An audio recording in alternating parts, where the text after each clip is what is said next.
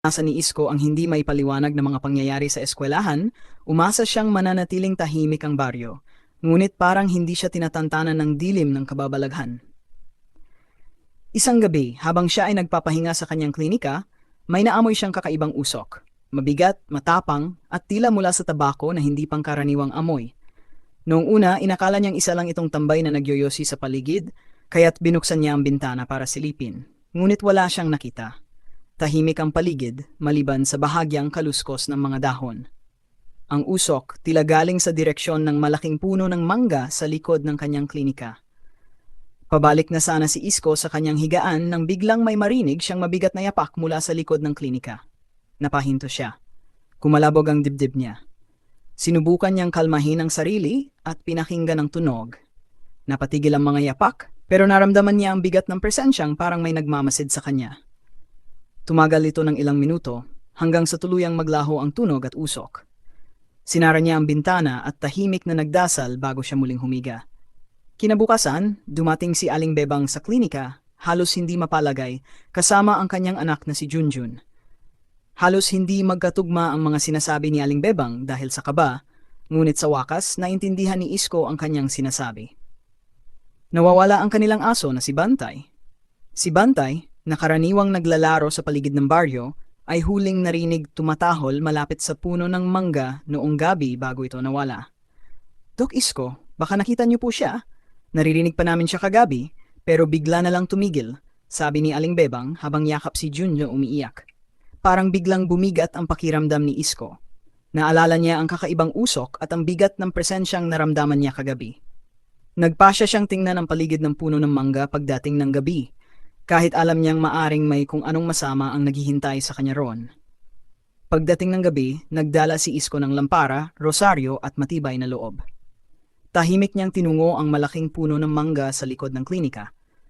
Sa ilaw ng buwan, ang punong ito ay mas nakakatakot tingnan. Ang mga ugat nito ay tila mga kamay na nakabaon sa lupa at ang mga sangay parang mga galamay na handang sumunggab sa sinumang lalapit. Habang papalapit siya, muling sumingaw ang amoy ng tabako, mas mabigat at mas matapang kaysa kagabi. Napatingala siya sa mga sanga ng puno ngunit wala siyang makita. Sa halip, nakaramdam siya ng malamig na hangin na dumaan sa kanyang batok na nagpatayo sa kanyang mga balahibo. May tao ba dyan? Sigaw ni Isko. Pilit nilalabanan ng nanginginig niyang boses. Ang tanging sagot sa kanya ay ang kaluskos ng mga dahon. Maya-maya narinig niya ang mabigat na yabag mula sa itaas ng puno. Nang itutok niya ang lampara, tumambad sa kanya ang isang nilalang, isang higanteng lalaki na may balat na tila kahoy, malalaking pulang mata, at bibig na bumubuga ng makapal na usok mula sa malaking tabakong hawak nito. Ano ang ginagawa mo dito, tao? Mabagal at malalim ang boses ng kapre, ngunit ang tunog nito ay nagpadagundong sa paligid. Pinilit ni Isko na maging matapang. Sino ka?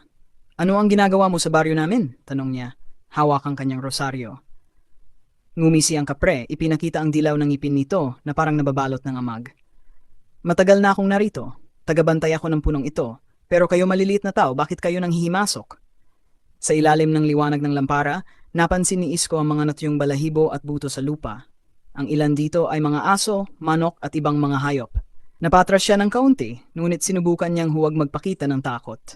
Nasaan ang aso ng bata? Ikaw ba ang kumuha sa kanya? Tanong niya. Ngumisi muli ang kapre, bumuga ng makapal na usok. Masarap ang aso, paborito ko. Pero kung gusto mong mabawi siya, kailangan mong bayaran ang utang ng mga tao sa akin. Anong utang?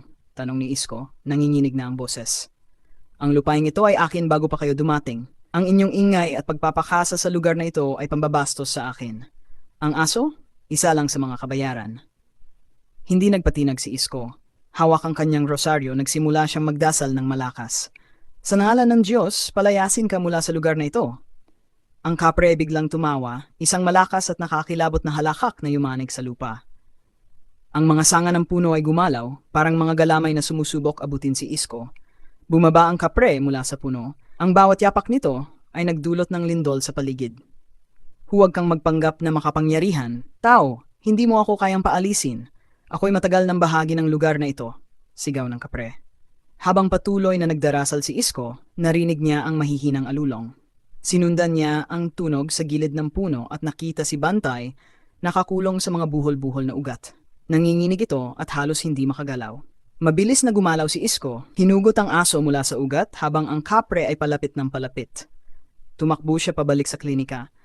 Hawak ang nanginginig na aso, habang ang kapre ay patuloy na humahalakak. Ang boses nito'y tila nanunuot sa kanyang kaluluwa. Pagdating sa klinika, inabot niya si Bantay kay Aling Bebang at Junjun. Napayak si Junjun habang niyayakap ang aso. Ngunit halata pa rin ang takot sa kanilang mga mukha. "Dok, ano po ang nakita niyo?" tanong ni Aling Bebang. Nanginginig ang boses. "May bantay sa mangga," sagot ni Isko. "Isang nilalang na hindi dapat ginagalit. Huwag kayong lalapit doon, lalo na sa gabi." Ngunit sa kanyang puso, alam ni Isko na hindi pa tapos ang kwento. Ang baryo ay unti-unting nilalamon ng mas madidilim na lihim. Ang kapre sa mangga ay simula pa lamang ng